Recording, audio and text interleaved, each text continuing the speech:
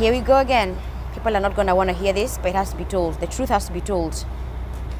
I have experienced more prejudice from Black Americans than I have racism from Caucasians.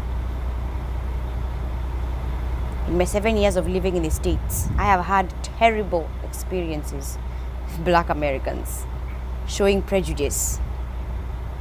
Even my own son being shown prejudice at the park when he tried to play with some kid he saw.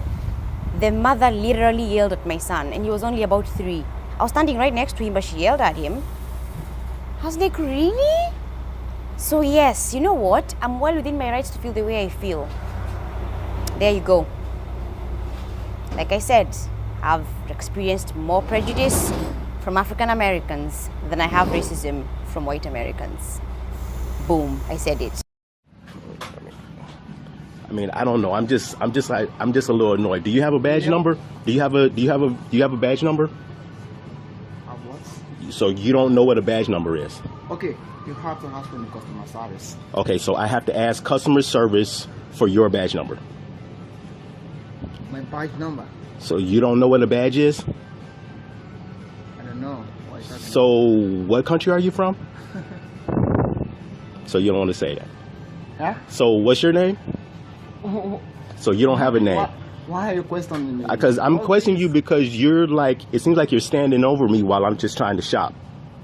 I mean, no, I'm not. I just have to take care of the store. Okay, but the store means like following me around? No, following you. You met me. I was there when you came. No, you weren't. You weren't right there. I have to monitor. You were not right there. You were over there when I came. I was walking there. I mean, but it's I go over one way, then you follow me that way, and then you kind of. You was thinking like that. You was thinking like that. I have to take care. Well, there's other people. There's other people in the store. I have to go to the phone. I mean, there's other people in the store too. There's what? There's other people in the store too. You was thinking maybe I was after you. Because I'm black. How do I have?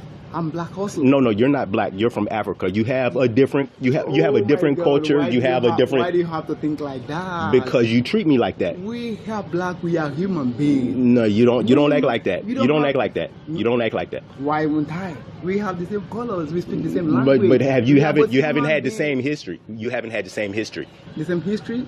Everybody has different history. You might not know my history. I might not know your history. So you don't have to think like that. I mean, so how am I supposed to think? Think because you are black. And now you just assaulted me. Now that's assaulting battery. No. You don't now this is another assaulting battery. No, how do I insult you? You are a customer. Assaulting battery. That's what the law says. You are here to shop. Okay. Yeah, so why do I have to? We have to treat you like a customer. If you need help, I can help you. If I can help you, I direct you to the customer service. My job is to just take care of the store, watch. That's just it. Okay? But no badge number. You don't even know your boss name either. Why do you think like that? Why do I think like that? Because that's how you treat me. Wait, let me. That's how you treat me. No, treat you how?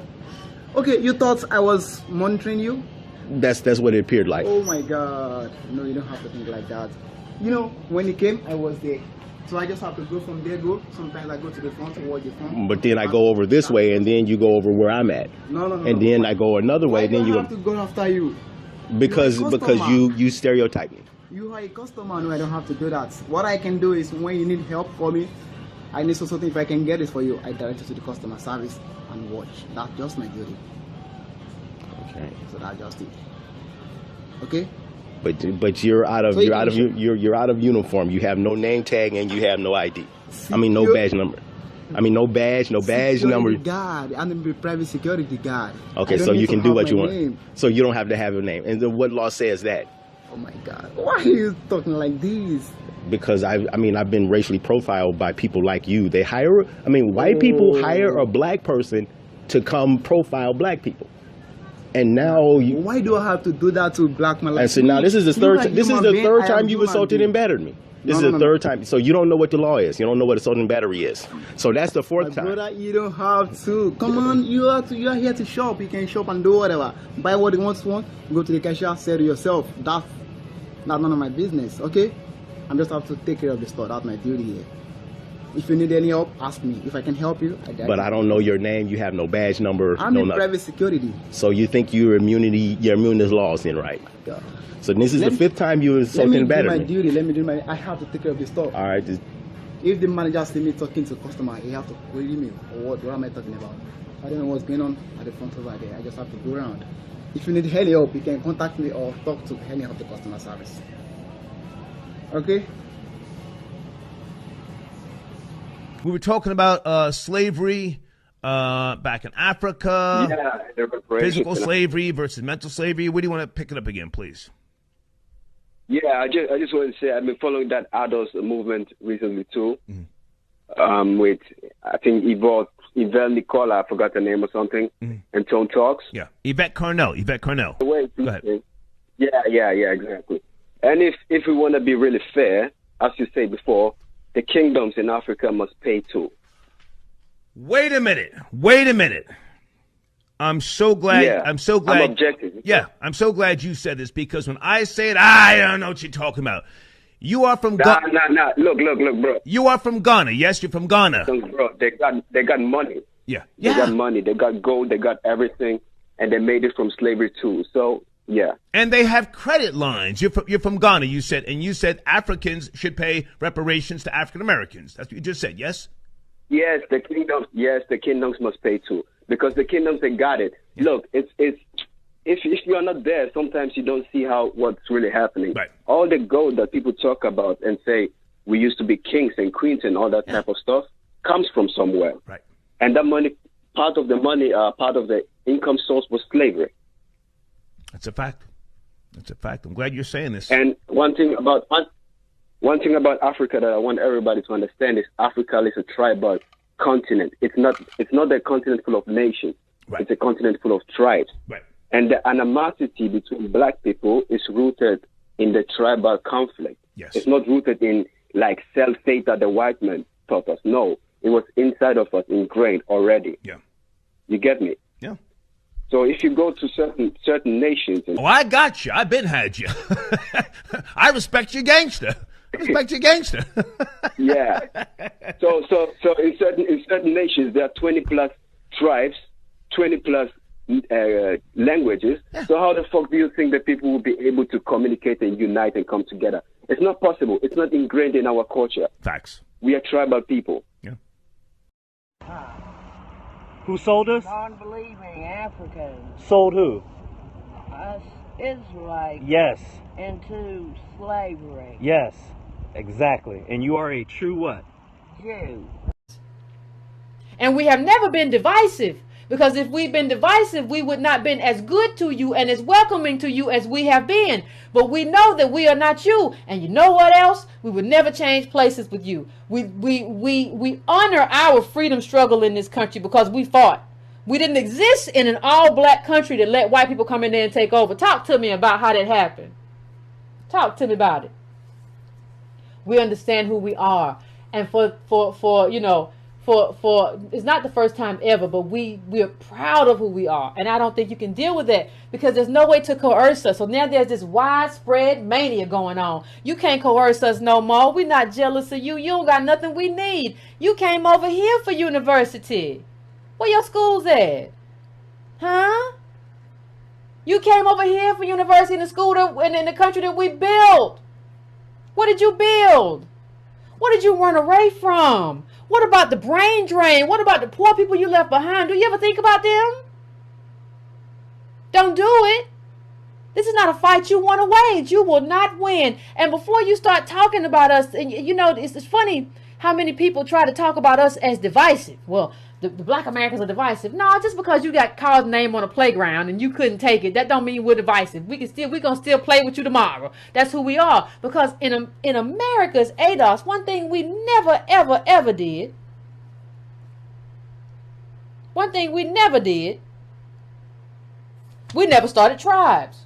Did you know if you are ADOS Negro and you live in Florida and if you move to Detroit, that they still gonna welcome you in and you're gonna see somebody in the street that's gonna say, hey brother, what's up? Hey sister, how you doing? If you move from Louisiana to South Carolina, you're going to still see Negroes who say, hey, brother, sister, how you doing? Because we never did that. We didn't start tribes. Y'all are some tribal people, and it's created wars. That's how we got here. Y'all sold us from other tribes. You were a part of the flesh. Which brings me on to one thing which you ain't asked a question about, but there is a really toxic thing I see among some Caribbeans and some black Americans running around saying the Africans sold us into slavery. I would recommend every single one of you, exercise some common sense and think a bit more about history, and I'll explain why, but also read, there's a book called Resisting the Slave Trade, West African Strategies. The reason why I say this is because, firstly, political treachery has been normal among every group of people for all of human history, right? The Visigoth Spaniards invited the Moors in to conquer them. The Chinese helped the British sell opium in China. The Indian elite profited from the Bengal famine. The Anglo-Irish landlords profited from the famine in Ireland, and on and on and on, right? What actually happened in West Africa was that some people, of course, sold human beings, just as some black people would sell human beings today. Just as some people of every ethnicity today are engaged in human trafficking. What many of you have been so successfully brainwashed into believing is that there was no resistance in Africa itself. There were more rebellions on the west coast of Africa against transatlantic slavery than any island in the Caribbean. So tell the whole story. If you want to say there were African slave trades, of course there were, no problem. Just tell the whole story though, innit? There were more rebellions, I'm going to repeat that, on the west coast of Africa against transatlantic slavery than any island in the Caribbean. On top of that, the Haitian Revolution was fought by people born in Africa. Where do you think they learned to fight like that, Regin? They were in armies in Africa.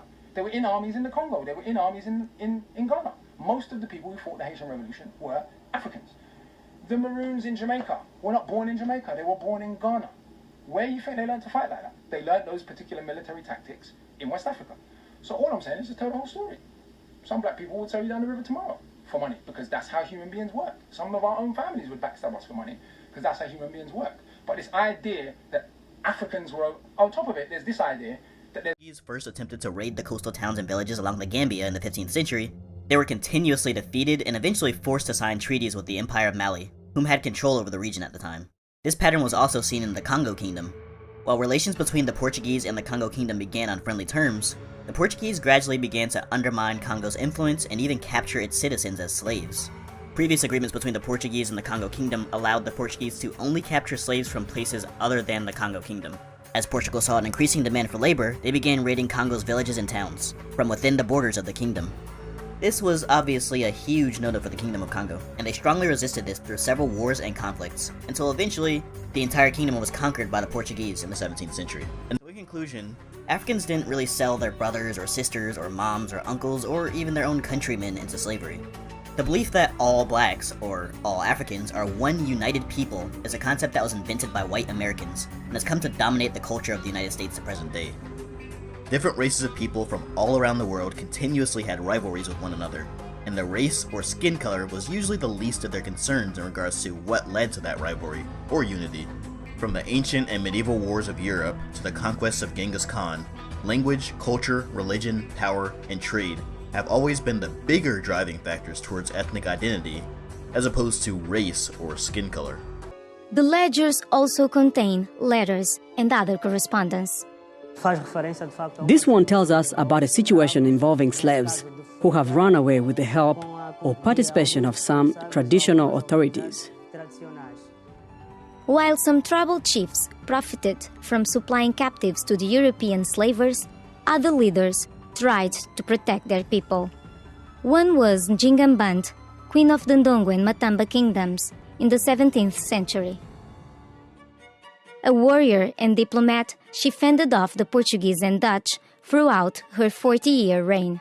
She was the greatest protector of Angolan sovereignty, and it was 40 years of fighting for a woman in the 17th century, and she didn't get killed. She would hide in these floating islands of the Kwanza River, so they could never tell where she was. She always resisted, and she always won. But ultimately, the Portuguese slave traders prevailed. They already had taken control of parts of the region since 1482.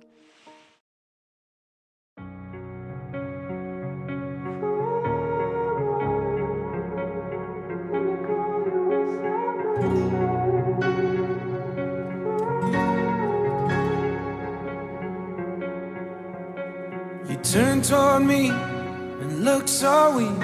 I've never seen you with such tired eyes. And everything we said we'd be, we just traded for a suit coat and a tie.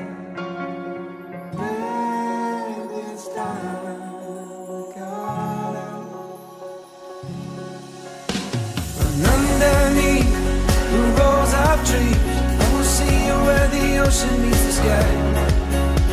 Under your toes,